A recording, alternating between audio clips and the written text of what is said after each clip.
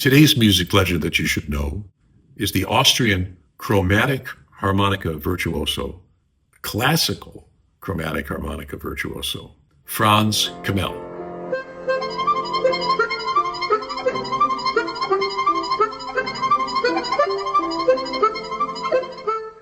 Franz was born in the town of St. Pölten, just west of Vienna, in 1944. And as a child, he showed a keen interest in music. And actually, so did several of his brothers. And they all started playing harmonica. Now, in Europe, especially in Germany and Austria, harmonica is a very, very popular instrument, and a lot of kids learn how to play it. There's many different kinds of harmonicas. The diatonic is my instrument of choice. And I figured out how to play chromatically on it. But the instrument that Franz gravitated toward is the chromatic harmonica with the button on the end.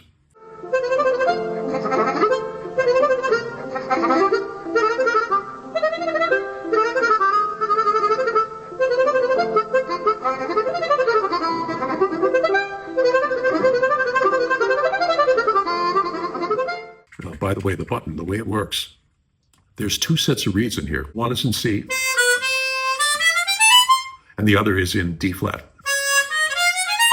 And you alternate between the two to play fully chromatically. So Franz and his brothers started a harmonica trio, and they started entering all these competitions. Franz started winning a whole bunch of prizes when he was a teenager. And he started getting quite a reputation as a virtuoso, playing just classical music, never played jazz. The people that, some of the more famous people that play the chromatic harmonica that you might know about, Toet Steelman, the great Belgian, incredible jazz chromatic player, and of course Stevie Wonder, who made the chromatic sound really juicy and bluesy and jazzy. And of course the most famous classical chromatic harmonica player who pioneered the whole thing was Larry Adler. Little digression. Franz was just starting to achieve quite a bit of recognition. And one of the things about him that made him very different was that he didn't use the hand vibrato sound, that where you hold it over the harmonica. Sort of sounds like campfire, like cowboy music a little. And he really didn't like that. And he did all his vibrato from inside his mouth, sounding much more like a violin or a wind instrument. This was kind of controversial at the time. I love the way he sounds.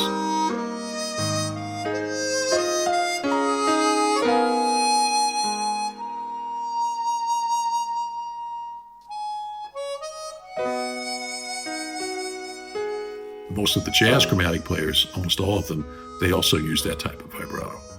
So Franz was getting more and more well-known, and then suddenly he quit playing the harmonica. I really don't know why, but he stopped playing the harmonica for about 20 years and went to work for the Austrian National Railroad, where he was an engine fitter, a highly technical job. He was a very, very smart guy, and he obviously had a technical background. And he did this for years. And then I think that he actually changed to becoming a bookkeeper. So he had this mind that was very technical and very precise, which relates to the way he played the harmonica. And after about 20 years, for some reason that I don't even really know, he decided that he was going to start playing harmonica again. And he got back into it with a vengeance.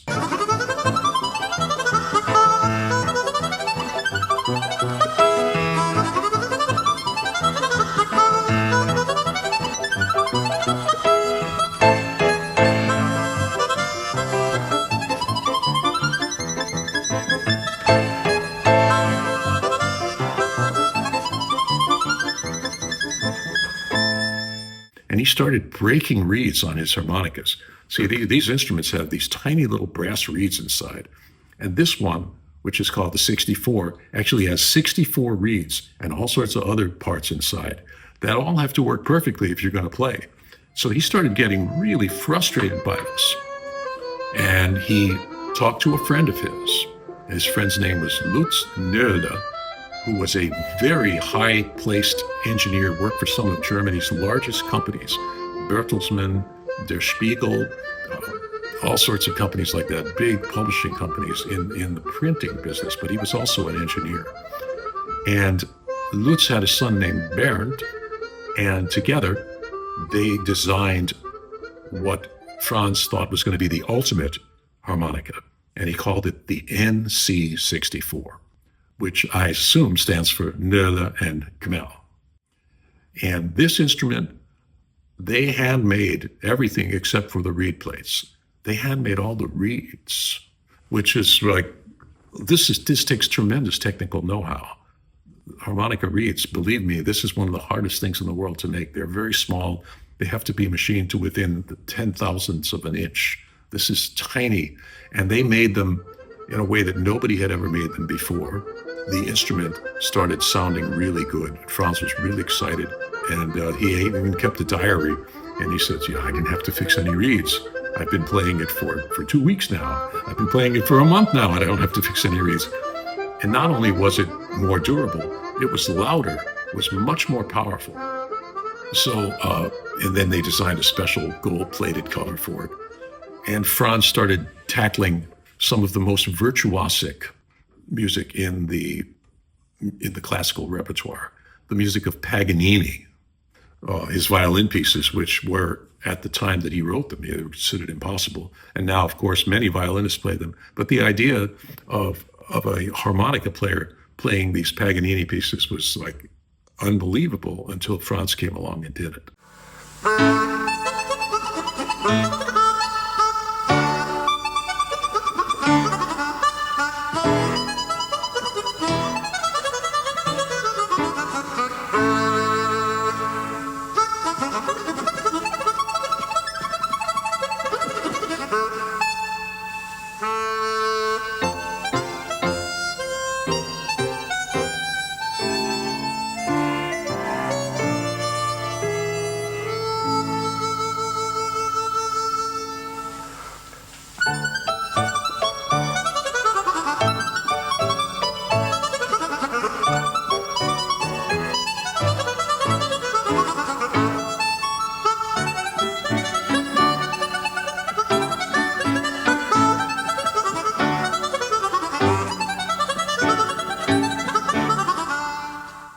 Franz kept going, and I was very fortunate to actually meet him in, I think, 2002 in Ulm, Germany, at a harmonica event that was organized by a man named Michael Timler. And I was just absolutely astounded at Franz's playing. He made me forget that this instrument had a button on it. His playing was so incredibly smooth and beautiful and musical that I invited him to a harmonica festival at Northwestern University in the town where I live, near Chicago. And he came and wowed everybody. And so he kept concertizing all over the world and playing at harmonica events and just concerts everywhere, all over Europe and Asia. And was going full steam until he started not feeling so good at a certain point. And he died at 72 in the year 2016, which was a really big loss for the music world in general and the harmonica world in particular, because he was an incredible inspiration to many people with the beauty of his sound and the incredible virtuosity of his technique. So I recommend to you that you check out as much of Franz's music as you can. There's a bunch of videos of him on YouTube playing live with Jim Ettenberg, and he put out quite a few albums, which I think you can find. So, once again, Franz Chmel, one of the immortals of the harmonica.